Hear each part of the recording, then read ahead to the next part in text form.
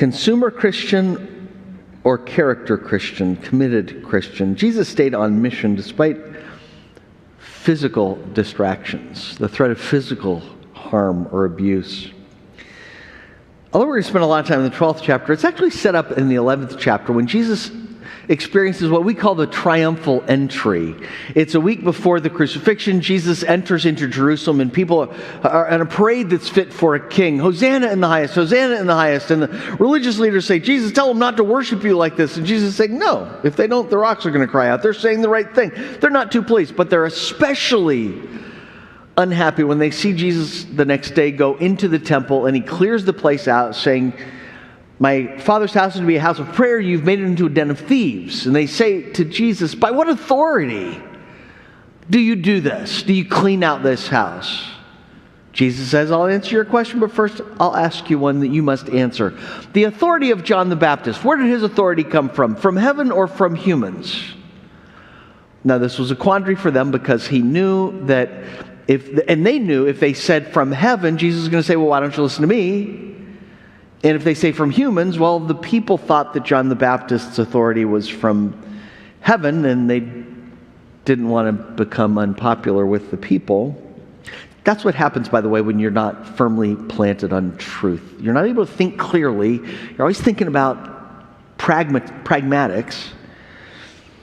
So they didn't answer. Oh, we don't know, they said.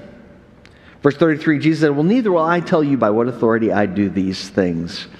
Checkmate-o. It's like drop the bike. He's won the conversation. Now, if you are Jesus at this point, or you are advising him, don't you say, hey, Jesus, you just won.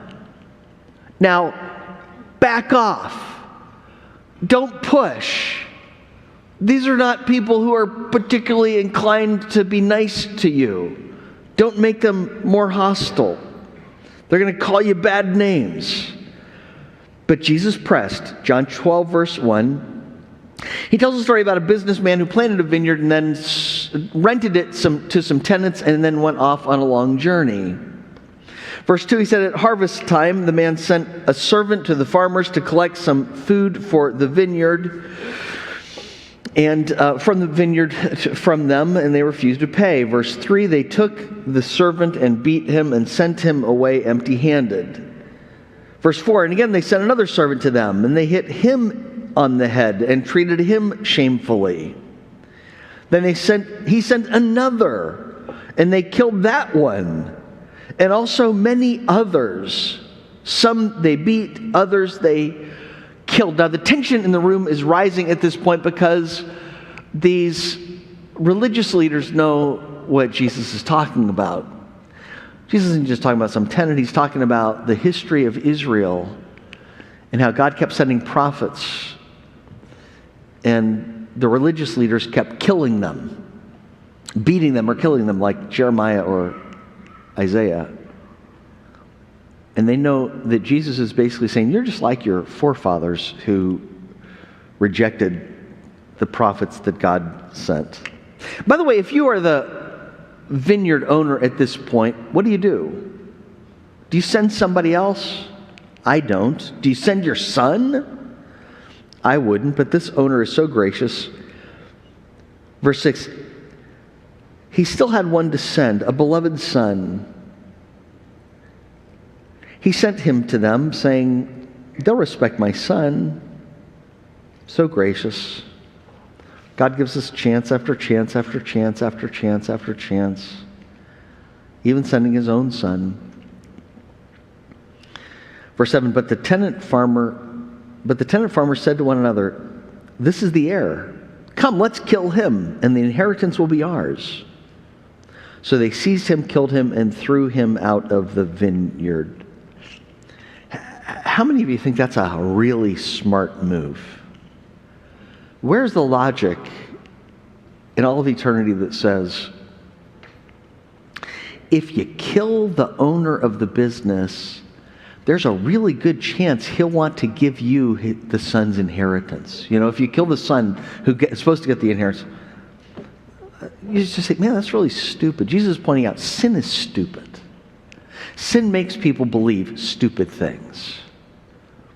Sure, I know everybody. Other people can get addicted to drugs, but I can take this drug at this party and not get addicted. You know, people are like, I've got to look out for I got to take care of myself. And then they wonder 30 years later why they're so lonely, why they don't have any deep relationships. Well, you spent your whole life looking out for you. Of course nobody's close to you. Jesus asks, what then will the owner of the vineyard do? He will come and kill the farmers, will give them justice, and give the vineyard to others. Now, there's a part of me that's wanting to say, Jesus, back off. You have just said these are the kind of people who kill the prophets. You know, maybe it's not a great idea to be punching them in the nose. Sure enough, they're offended. Verse 12, they were looking for a way to arrest Jesus, but feared the crowd because they knew Jesus had spoken this parable against them. Got to be impressed with Jesus' courage. Even though he knew the type of people that these were, the type to kill the prophets, he still did not back off. He still pressed forward, doesn't soften his message, stands for the truth,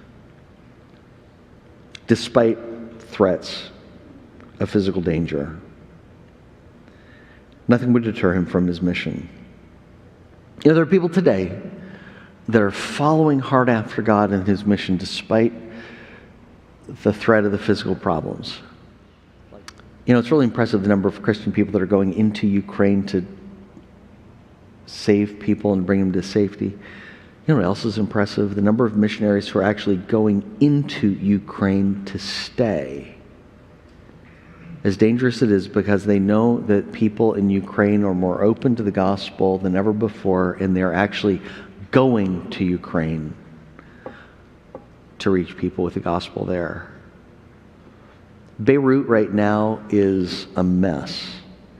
Food is scarce, electricity is erratic, society's coming apart at the seams, but there is an American couple working in Beirut, boldly sharing the good news of Jesus, even though it's unpopular and dangerous. They've led a Hezbollah member to Christ, and that Hezbollah member now is leading other people to Christ, and Hezbollah has discovered that this person who used to be a part of them is now a follower of Christ and leading other people to Christ, and a price is on his head. They're seeking to kill him, and yet he continues to share.